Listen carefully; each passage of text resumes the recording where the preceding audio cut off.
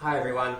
The CR is working really closely with the college to make sure that all safety provisions are being made. We're still supporting people as best we can, but should the situation exacerbate, we're limited in our capacity, so we need you to prepare. We need you to keep in medicine that you think you may need, food supplies, toiletries if that's the case. We need to be ready for if this happens. Hopefully it won't, but in the worst case scenario, we really need to pull together to make sure that you and everyone else here is safe. Thanks guys.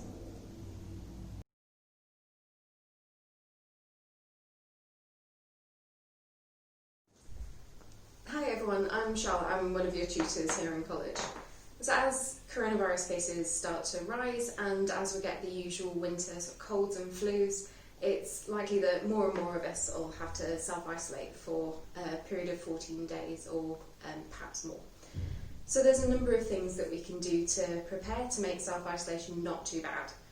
So one of the things that you might want to think about doing to prepare is to keep plenty of food in stock. So particularly sort of your store cupboard goods, things that are dry and that will keep for quite a while.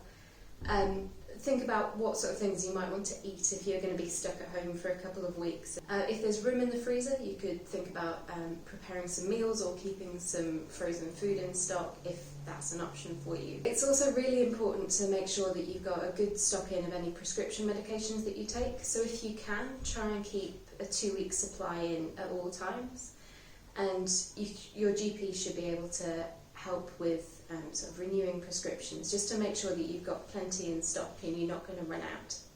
Think about what other over-the-counter medicines you like to take if you're not feeling well, so whether that's aspirin or paracetamol or whatever works for you.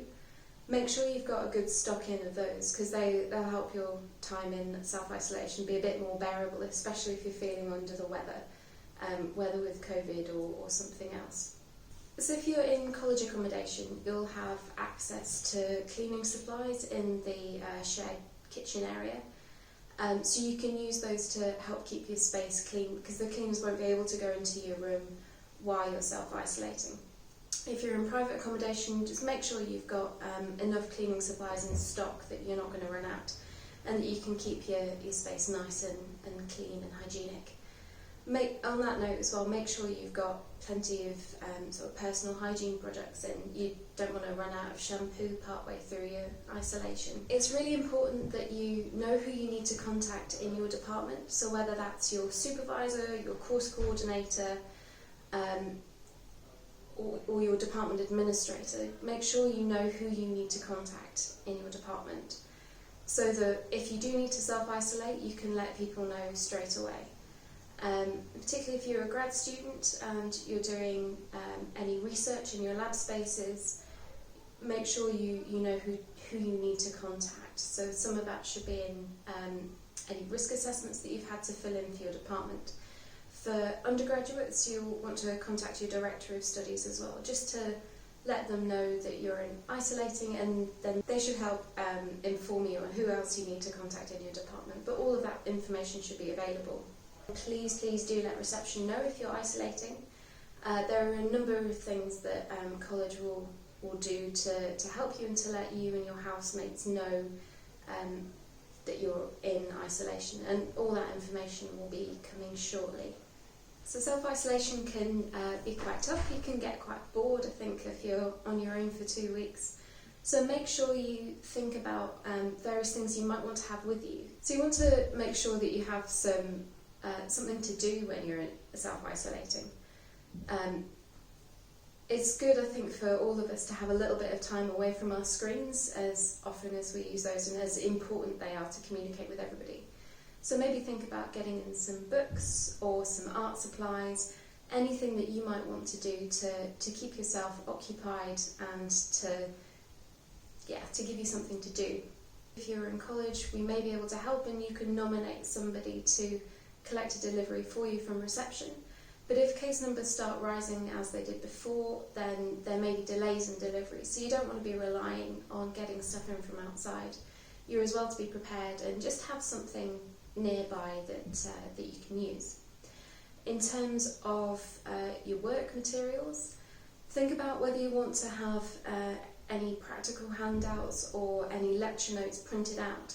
and try and get ahead of the game with those. So if your course is giving you lecture notes a couple of weeks in advance and you like to print them out to write on, then try and do that in kind of plenty of time so that you suddenly don't have anything to do when you're isolating and you'll be behind in your work. Think about whether you need any library books that are really important for your course and try and have those on hand as well as all the usual stuff like notepads and pens and paper and that sort of thing. So as we've seen kind of throughout this year, it's really important to rely on others as well as ourselves.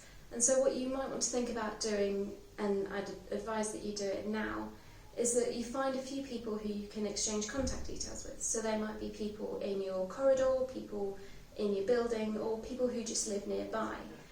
And then they will be able to help you if you go into self-isolation with kind of picking up deliveries, picking up any grocery deliveries, collecting groceries from the supermarket for you, or collecting ready meals from college halls if that's something that you like to avail yourselves of.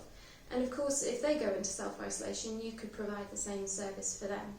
So we need to help each other in these times even more than normal. As always, your tutors, we're here for you. So if there's anything that you need, whether you just want to chat, or whether you've got any problems, even if you think they might be really, really small and not worth mentioning, please do get hold of us. And your tutor will have let you know by now the best way to get hold of them, whether that's by email, over Teams, or whatever way is best for them. We know that self-isolation can be quite challenging, and we are here to help. And if you'd like to, in Cedra as well, we've got our new Dean, the wonderful Father Ed, and you can find his email address on the college website, and he'd be more than happy to have a video call with you. So look after yourselves, keep yourselves safe, and keep each other safe.